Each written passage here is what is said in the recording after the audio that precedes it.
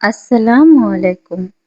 আজ আমি এমন একটি গল্প বলবো যা হয়তো আপনার জীবনকেও নতুন করে ভাবতে শেখাবে। এই গল্পের নায়িকার নাম সাবিনা। সাবিনার সংসার খুবই সাধারণ ছিল। স্বামী দিনমজুর, আয় অনিয়মিত। মাসের শেষে প্রায়ই সংসারে টান পড়তো। অনেক রাত এমন গেছে যখন তিনি নিজের খাবারের অংশটুকু সন্তানদের জন্য রেখে দিয়েছেন। একদিন বাজার থেকে ফেরার পথে তিনি শুনলেন দুইজন মহিলা কথা বলছেন। ঘরে বসেও ছোট কাজ শুরু করা যায়। সেই কথাটা তার মনে গেঁথে গেল। বাড়ি ফিরে তিনি ভাবলেন, আমার কাছে বড় পুঁজি নেই, কিন্তু আমার দুটি হাত তো আছে। পরের দিন তিনি বাড়িতে থাকা কিছু মসলা পরিষ্কার করে ছোট ছোট প্যাকেটে ভরে পরিচিত কয়েকজনের কাছে বিক্রি করার চেষ্টা করলেন। প্রথম দিন কেউ কিনলো না, দ্বিতীয় দিনও না, তৃতীয় দিন একজন কিনলেন, তারপর আরেকজন। তিনি বুঝলেন মানুষ ভালো জিনিস পেলে আবারও কিনবে।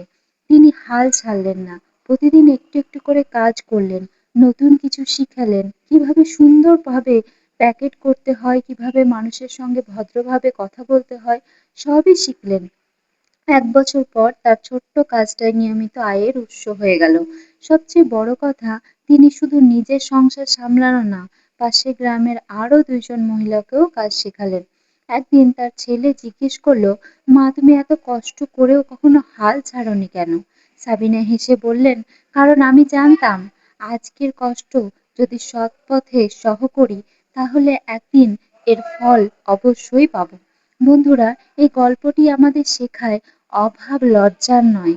কাজ ছোট হতে পারে, কিন্তু সব কাজ কখনো ছোট নয়। আর যে মানুষ চেষ্টা চালিয়ে যায় সে ধীরে ধীরে নিজের পথ তৈরি করে নিতে পারে। আপনি যদি কাজ কঠিন সময়ের মধ্যে থাকেন তাহলে মনে রাখুন আজই হয়তো আপনার নতুন শুরুর দিন হতে পারে।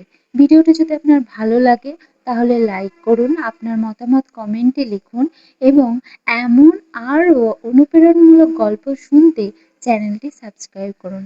আল্লাহ হাফেজ।